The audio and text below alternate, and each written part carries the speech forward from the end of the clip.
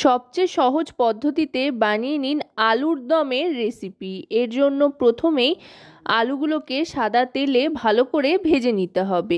এখানে কিন্তু আমি আলু সেদ্ধ করে বানাচ্ছি না, আলু ভেজে বানাচ্ছি।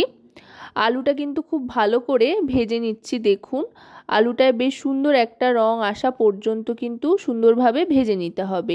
আলুগুলো ভাজা হয়ে গিয়েছে, এবার আস্তে আস্তে তেল ছেঁকে তুলে নিচ্ছি। আর গোটা রান্নাটাই কিন্তু এখানে সাদা তেলে করতে হবে। আলুগুলো সব ভেজে নিয়েছি দু ব্যাচে। এবার তেল একটু কমিয়ে নিয়ে ফোড়ন হিসেবে দিয়ে দিচ্ছি গোটা জিরে আর তেজপাতা। জিরে আর তেজপাতাটাকে ভালো করে ভাজা ভাজা করে নেব একটু। এবার গ্যাসের ফ্লেমটা মিডিয়ামে রেখে দিয়ে দিচ্ছি পেঁয়াজ কুচি। আজকে আমিষ আলুর দমই বানাচ্ছি যেহেতু, তাই পেঁয়াজ রসুন সমস্ত কিছুই ব্যবহার করব। পেঁয়াজটা দিয়ে ভাজতে থাকবো। জিরে ফোড়ন দিয়ে পেঁয়াজ ভাজলে কিন্তু দারুণ সুন্দর একটা গন্ধ আসে। পেঁয়াজটা ভাজতে ভাজতে এবার এর মধ্যে দিয়ে দিচ্ছি রসুন কিমা আর আদার কিমা। এখানে 3 থেকে 4 কোয়া রসুন কিমা করে নিয়েছি আর 1 ইঞ্চি পরিমাণে আদা গ্রেট করে কিমা করে নিয়েছি। এবার দিয়ে দিচ্ছি খানিকটা টমেটোর টুকরো। এখানে একটা মাঝারি সাইজের টমেটো ছোট ছোট টুকরো করে নিয়েছি, সেটাই দিয়ে এবার ভালো করে ভাজা ভাজা করে নেব।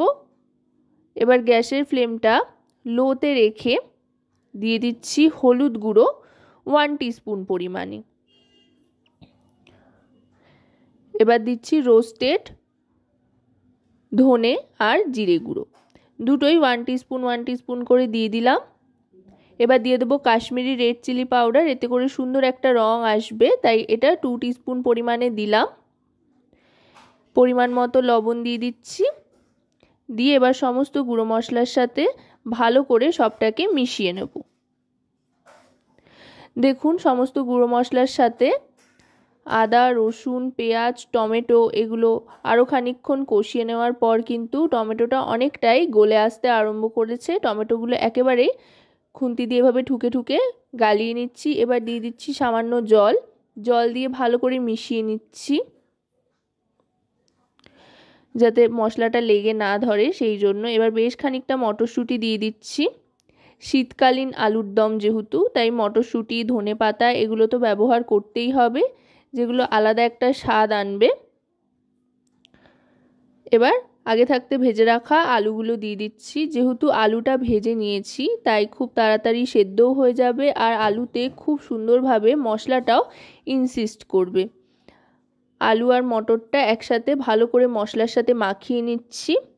এবার গ্যাসের ফ্লেমটা মিডিয়াম টু লোতে রেখে জল দিয়ে দেব। সেদ্ধর জন্য যেহেতু জল দিচ্ছি, দেখুন এখনই দেখতে কতটা লোভনীয় লাগছে। এখনও কিন্তু পুরোপুরি রান্না হয়নি, তাতে করেই অসাধারণ একটা গন্ধ ছাড়তে আরম্ভ করেছে আর অসাধারণ দেখতেও লাগছে। পরিমাণ মতো জল দিয়ে এবার ঢাকনা চাপা দিয়ে দেব সেদ্ধর জন্য। আশা করব রেসিপিটি আপনাদের ভালো লাগবে। ভালো লাগলে অবশ্যই রান্নাবাটি চ্যানেলটিকে সাবস্ক্রাইব করে লাইক শেয়ার কমেন্টের মাধ্যমে আমাদের পাশে থাকবেন আর পাশে থাকা বেল আইকনটি অন করে দেবেন সবার আগে সমস্ত রকম নতুন রান্নার নোটিফিকেশান পাওয়ার জন্য। কারণ আপনাদের জন্য, আপনাদের নিয়েই কিন্তু আমাদের চ্যানেল রান্নাবাটি। মোটামুটি 5 থেকে 7 মিনিট ঢাকনা চাপা দিয়ে রাখার পর ঢাকনাটা সরিয়ে নিলাম।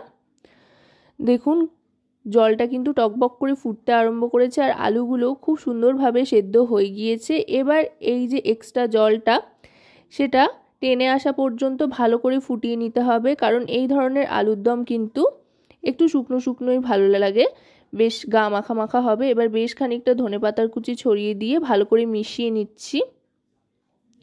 ধনেপাতার কুচিটা শেষের দিকে দিলে কিন্তু এর যে তাজা একটা গন্ধ আছে সেটা একদম শেষ অবধি থাকে আর দারুণ লাগে। আর এই ধরনের আলুর দম কিন্তু আপনারা নিরামিষ আমিষ যে কোনো দিনেই যে কোনো কিছুর সাথে সার্ভ করতে পারেন।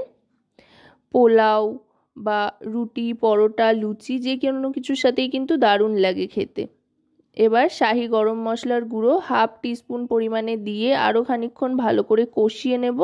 তারপরে 1 মিনিট মতো স্ট্যান্ডিং টাইমে রেখে এটা সার্ভ করে দিচ্ছি। তো আজকের এই রেসিপি কেমন লাগলো জানাবেন।